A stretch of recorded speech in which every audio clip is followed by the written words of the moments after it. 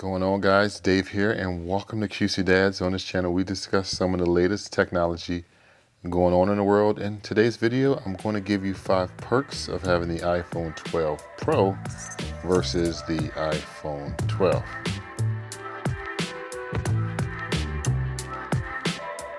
Now, of course, guys, those perks, they're going to come at a higher price point, so be willing to spend a little bit more. It's going to cost you about $200 more. So the iPhone 12, it starts at $800, and then the iPhone 12 Pro starts at $1,000. So a $200 difference.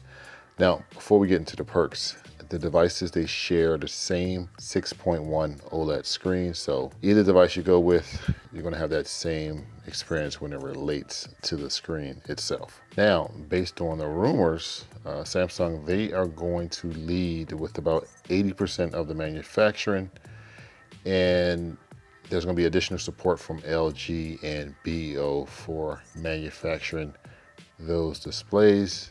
Now, while Samsung will lead the display manufacturing, the iPhone 12 Pro, it will lead with a 128 gigabit capacity, compared, guys, to the iPhone 12 leading with only a 64, which is kind of insane. 64 gigs in 2020 just does not make sense. But to be honest, nothing in 2020 actually makes sense at all anyway. Respectively, it also is offered at a 128 and 256 variant. So if you want to spend that extra money or more space, you can. I would highly recommend it. iPhone 12 Pro will offer a 128, 256, and 512. So guys, really, you think about it, and I don't have a 512. I never get a 512, but if you think of the two, minus the 512, the iPhone 12 Pro and the iPhone 12, they line up fairly closely when discussing the capacities of these two iPhones.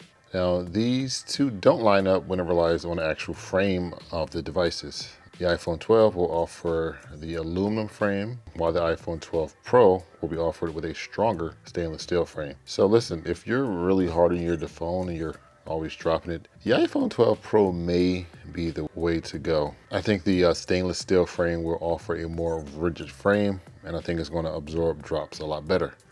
Of course, with the extra protection, the iPhone 12 will be a little bit heftier, so a little bit heavier, but nothing to consider as a deal breaker. But as a bonus, the Pro will have thinner bezels, which is kind of cool. Now, the Pro model, it kind of continues to show off with its triple lens setup compared to the dual lens setup on the iPhone 12. So if you need to zoom in on a subject, guys, I would say go with the Pro, since it will offer that additional telephoto lens. Now, before we move on, if you are enjoying the video, you can feel free to hit that like button. Also ensure that you're subscribed so you don't miss out on any additional content that I release. Now, on the invitation of the keynote, it is titled as high speed. And when we're talking about high speed, we're talking about 1 gigabit per second internet. Now, all the iPhone 12s will offer sub-6 5G as well as millimeter wave 5G, which is going to help us reach those 1 gigabit per second